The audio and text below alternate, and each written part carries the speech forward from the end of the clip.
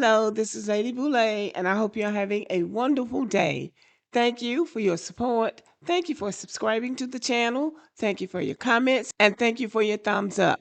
Thank you for all you do to support the channel. And yes, we are commanded to love one another, whether we want to or not, or whether we agree with each other or not. And today, I'm asking a question. Should Black Americans be ashamed of our history? An African man said on TikTok that we're ashamed of our history. You know, I'm on TikTok a lot. And I came across that video, and a Black American man just had a fit over that comment. The Black Americans, some of you say, I'm African. You say it with your full chest. And that's because your history was wiped clean and replaced with shame. But let me ask you something. If you're not African, what are you? Man, let me tell you something. These tethers are always trying to speak for us. You musty tethers can't speak for us. You can't speak for us. Speak for your damn self. You're the one who got shamed. Oh, no, you don't speak for us. You do not speak for us. Let me tell you something. Boo-Boo Tunde. Listen, foundational Black American history, that's a story of survival and superhuman resilience. We survived the most brutal system of slavery in world history, not just captivity, but dehumanization, cultural eraser attempts, forced labor, generational trauma, yet we still produce culture, family, music, and resistance. That's not a story of shame. That's a divine story of survival against all odds. Speak for your damn self. The greatest cultural influence on earth comes from foundational Black Americans, despite being enslaved. We're the most influential Black culture in the world. Jazz, blues, hip-hop, gospel, rock and roll, fashion, slang, dance, activism. The world mimics foundational Black American culture. That proves our legacy is not shameful. That's why y'all over there trying to look and act and talk like us. Ain't nobody trying to cosplay you, are they? Nobody's trying to act like you. Everybody's trying to act like us, though. Listen, shameful was sitting up here signing janky deals with the damn white supremacists and then getting colonized. You up here trying to make deals with the devil and they still wipe your ass out. This was Tariq Nasheed responding to what the African man had said. But I agree with Tariq Nasheed.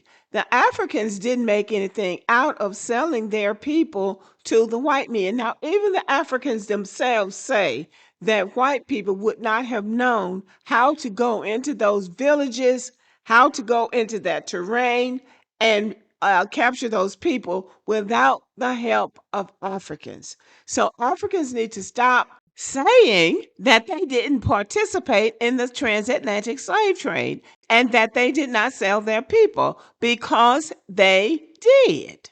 Plus, people from Ghana and the Ugandan president apologized to the descendants of slavery in the West for the role that the African chiefs played in the transatlantic slave trade. So this whole idea that they didn't have anything to do with it is not true.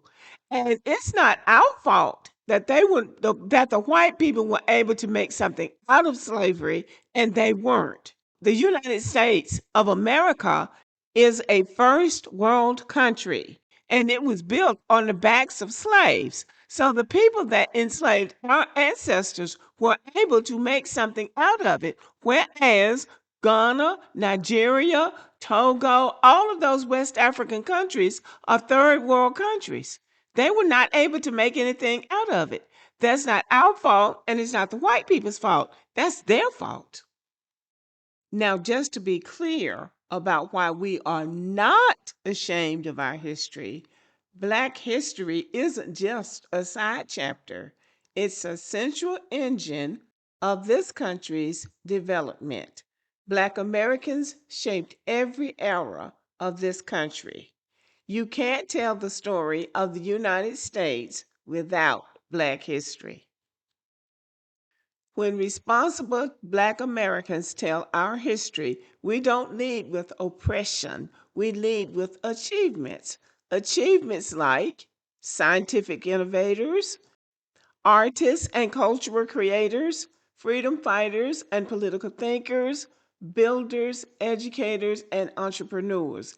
Everyday people who transformed this society, and it's documented.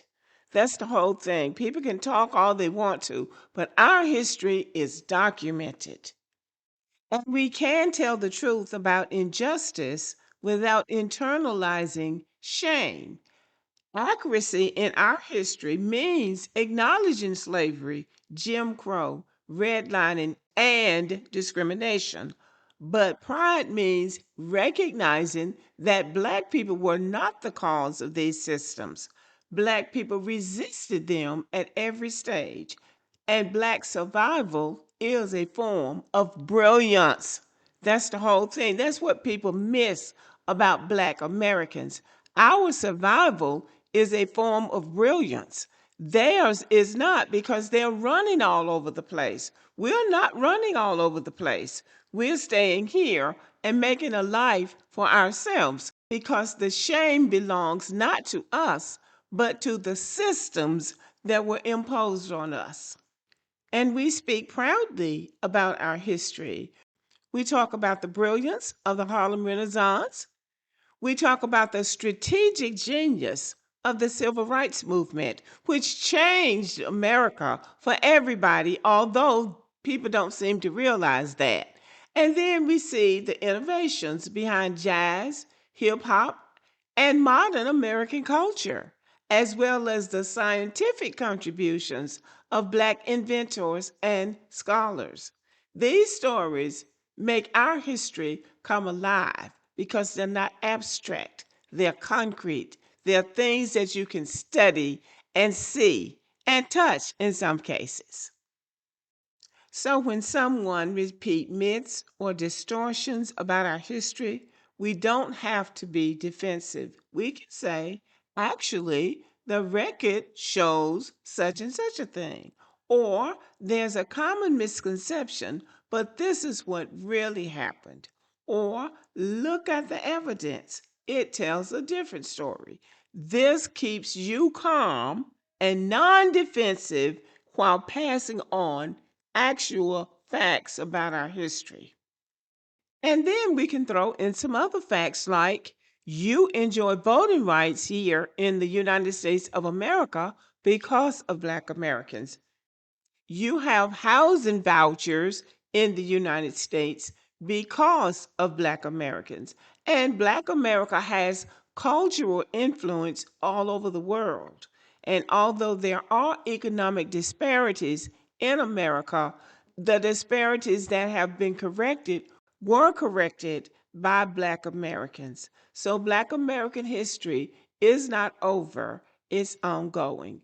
And that is what we can tell people like this. We don't have a reason to be ashamed. Yes, we went through the slavery and all of that, but we came out on the other side and we transcended it and we have transformed ourselves and we are different people. They're still trying to make us Africans when we're not. We are African descended. Many of us are, but we are not Africans, and we are not being angry or disrespectful by saying that because we are not Africans. We don't belong to any African nation.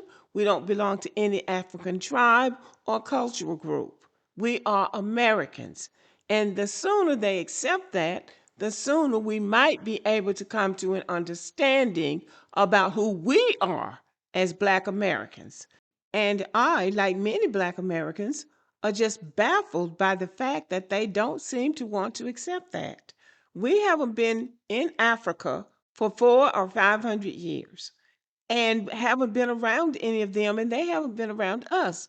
But the minute they come around us, they insist that we are Africans. We are not. We are not Africans. And they need to understand that and accept it. And until then, I guess we'll just have to keep educating. That's the best way to put it. Okay, y'all, thank you for listening and have a good day.